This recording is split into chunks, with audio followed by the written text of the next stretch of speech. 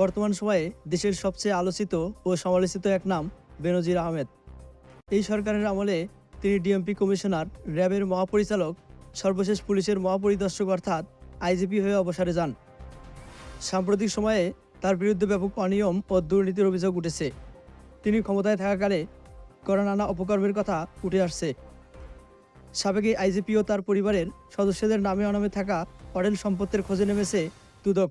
এরই মাঝে সপরিবারে দেশ ছেড়েছেন বেনজির আহমেদ। প্রশ্ন উঠেছে, কোন দেশে পালালেন তিনি? হঠাৎ করে বেনজির পরিবারের গা ঢাকা দেয়ায় তাদের অবস্থান নিয়ে সৃষ্টি হয়েছে ধোঁয়াশা। তারা এখন কোথায় আছেন তা নিশ্চিত করতে পারছেন না দুদক কিংবা আইন শৃঙ্খলা রক্ষাকারী বাহিনীর কেহই। তাদের এই আত্মগোপন সৃষ্টি করেছে রহস্যেরও। তার ঘনিষ্ঠ কয়েকটি সূত্রে জানা গেছে, স্ত্রীর চিকিৎসাজনিত কারণে বিদেশে অবস্থান করছেন তিনি। বিরোধী দলীয় অনেকে বলছেন দেশ ছেড়ে পালিয়েছেন সাবেক এই আইজিপি। কিন্তু তাদের অবস্থান নিয়ে ঘনিষ্ঠদের কাছ থেকে পাওয়া যাচ্ছে দুই রকমের তথ্য। কেউ বলছেন তিনি সিঙ্গাপুরে আছেন, আবার কেউ বলছেন তিনি দুবাইয়ে আছেন।